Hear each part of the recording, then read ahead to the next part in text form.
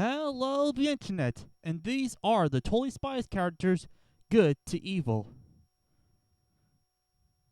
Well, we start out with the most pure and pure and work our way up to the most evil. These characters are the good. Taking the first spot as most good is going to Brittany. First seen in the episode Alex Quits, she's one of Root's top agents. She's kind-hearted, brave, intelligent too. She never knew that Alex was jealous of her and actually thought that Alex was a role model to her. She gets the gold medal of good for seemingly having no bad traits. Well, many of the characters of the show have problematic characteristics. Brittany is just a pure-hearted angel that gets the gold medal of good. The silver medal of good goes to Oinky. First seen in the movie, he's Alex's pet pig. After being rescued from the rolling sushi, he was grateful to Alex.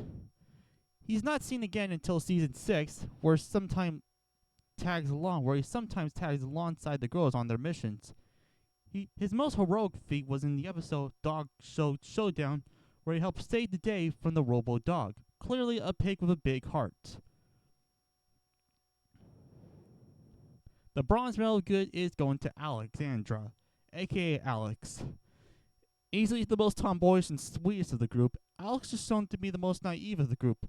While this does mean she can get into trouble at times during missions, Alex always has the best of intentions, and isn't afraid to get dirty at times. She still has the usual teen flaws, but those don't take away how good of a girl she is who constantly saves the day. Up next, we have the leader of the group, Samantha, aka Sam. The smartest of the trio, Sam is easily the most level-headed that uses her intellect to save the day. However, she is still a teenager and does have a lot of the flaws you would find in a teenager, like jealousy, stubbornness, and can be as reckless and clueless as her friends. Still, her level-headedness and will to take down the baddies earns her a high spot in the good. Next up, we have the first of our males, Dean. First seen in the special evil promotion much, he was one of the spies who were candidates on becoming super spies. He tricked Terrence into thinking he was signed with them, but it turns out he was the true training instructor. He didn't help the girls stop Terrence and save the world, and Whoop as well. What does drop Dean a bit is that he did pretend to be a lifeguard that doesn't care about Clover in the episode Deja Cruz. While it was just a test, still dude. Up next, we have Mrs. Lewis, mother to Jerry. While at first she seems like a smothering mother, it turned out she was once a spy like the girls in her younger years.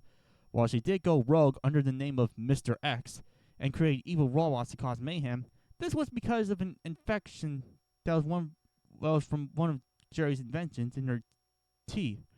So we can't fault her, since she wasn't in control. She does end up saving the girls and even gives them steampunk jetpacks to help stop the robots. And since she was a spy that stopped many crooks in her youth, she earned a spot in the good.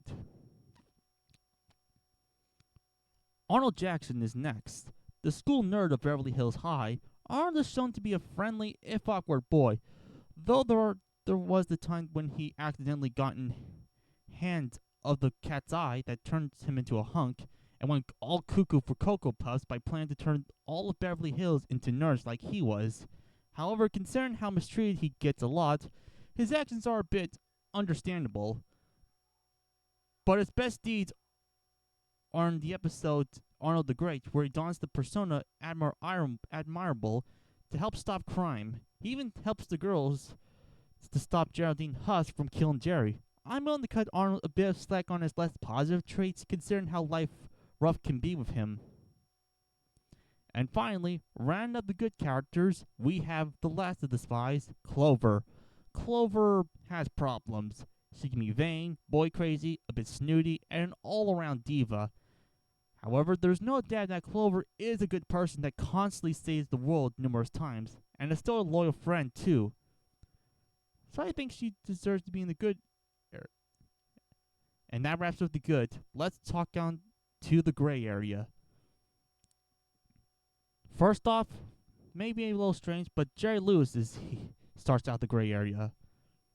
The head of Whoop, his role is to protect the entire world from threats. While that is admirable, his personality can be questionable. In the movie, he basically forces the girls to work for him against their will. Keep in mind, these are children, and you had to wonder if sending in teens to stop villains is even a good idea. There was also the episode The Fugitives, where he tried to lobotomize the girls after they're framed for a crime they didn't commit. While he did apologize at the end, still, that's just wrong. While being the head of an world-saving organization is admirable, and he does care about the girls still, we can't constantly call Jerry a good person. Sorry, dude.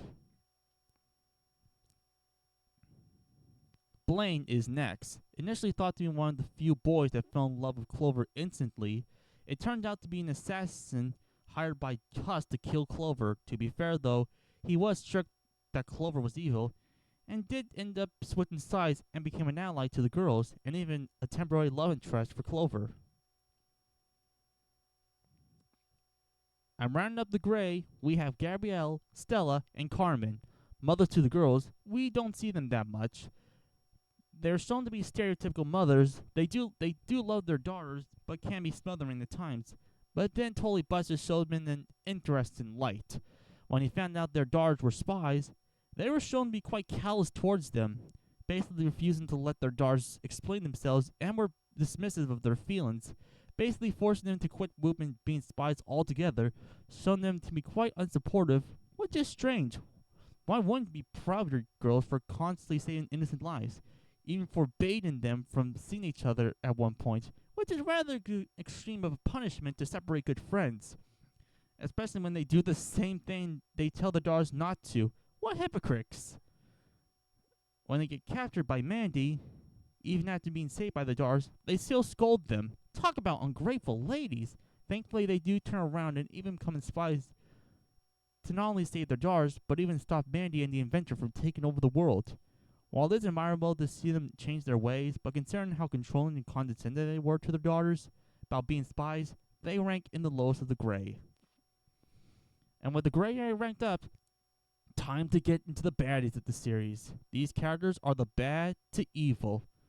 First off, we have the unpleasant Madam Stretch, the original principal of Beverly Hills High in the movie. Screech is shown to be a super strict, authoritarian, and just all-around unpleasant being. She's very unpleasant with the girls, especially Sam, just for being a grade grubber, which is strange. Why wouldn't we be proud of someone who gets amazing grades? There's hardly anything likable about Madam Scritch.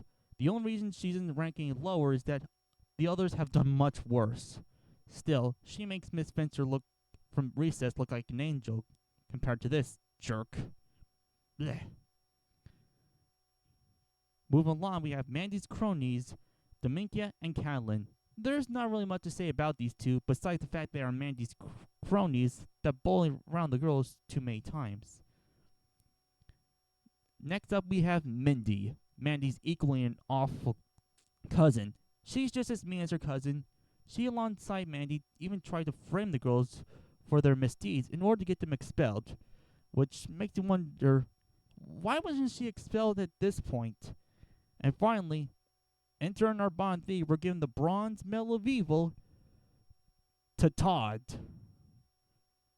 Originally seen as Jerry's second in command, he was skeptical at first about the girls being competent spies. While this wouldn't make him a bad guy, what places him this low is that he tried to sabotage the girls' missions to stop Fabu from destroying the planet by stopping him himself. While he did try to save the world, it was only for his own personal gain, and he ultimately fails. He was even sick enough to let 3 teenagers to their untimely death, which is why he ranks here at the Bronze Medal of Evil. In second place, we have Mandy herself.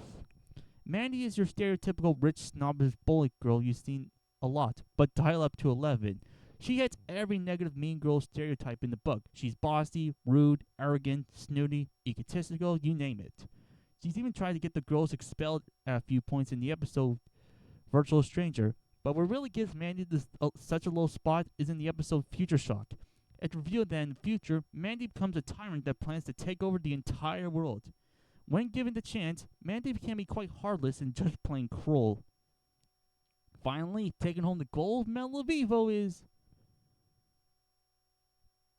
pretty much all the villains in the series. They're pretty much the same character. A villain wanting revenge for pay reason, committing crimes like kidnapping, theft, and even attempted murder.